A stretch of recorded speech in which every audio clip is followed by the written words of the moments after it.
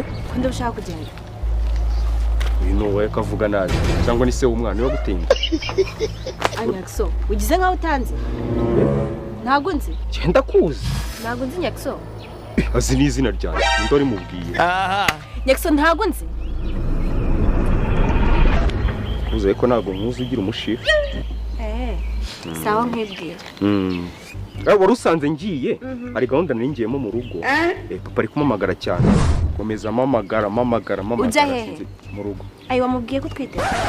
Nayimubwiye ko. Haratwite uyu nguyu. Wamubwiye? Ngwiki? Aya makuru yewe. Asimva nk'aya makuru bawuhirera.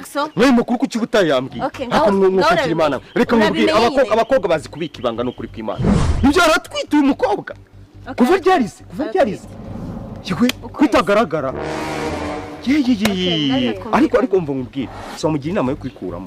Ko aya mezi ni mabi. Ako warasaze kwikuramo umwana. Warasaze? Ndi muzima. Uri muzima. Ke nambwiye ndatwite ngo nkiti ndayambwiye ngo nanubwanze. Ariko. Gwasanze sheri we buri. Gusanze nde? Ase ntago tuziranye kera ngiye ugeze ubona mbyara. Ngo twahuye ngo uyu munsi ngo mu gitondo guduhana nimero ngo urane ngo turaryamanye ngo mutanwite. Umva mubwire Nyax. Nanjye nibyo namubwiye. Nanjye namubwire. Umva mubwire. Udafata uruzi ngo ubwite ikiziba. Nibyo. Uri kumva? Umwana nufate guhaga ngo ubyite gutwita. Wabyumvishe ntacyo batakubwiye. Ceceka. Aisha aratwite kandi atwite inda yawe. Yawe.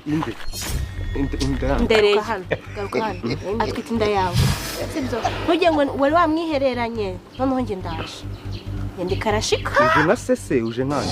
Uje nk'inshuti. Niwo zamubyaza se. Nje nk'inshuti. Dore nuko abantu bivanga mu bintu bitabareba.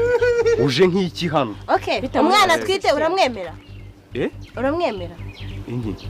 Umwana atwite. Anatwite ndemera ko akamutwite nyine. Ndabyemera ko wake nuwawe. Uremera ko wawe? Nuwasi. Ako nuwawe. Ko niwe waryamanye na Aisha. Ahubwo ubwo ikintu twamugiraho inama yagenda agashaka se. Ndi kukubaza ngo uremera cyangwa ntabwo yemera? Akubeshya ntabwo akubeshyera. Njarambeshye. None se reka nkubwize ukuri. Nubwije ukuri umukobwa twahuye saa yine mu gitondo. Ryari? Saa 8 isakora ku rutsinga randa ngo ndagushaka byute. Ngira ngo ahubwo agiye kumpamagara ambwira ati nimugoroba twaje guhura gutya na gutya tukajya. Ariko Nyax utarinze kubeshya. Ejo turi kumwe muri cyakoza reka nkubwire twari dufitanye n'ubundi gahunda ya nijoro yo guhura. Kandi rero byose hari icyo twari kugeraho.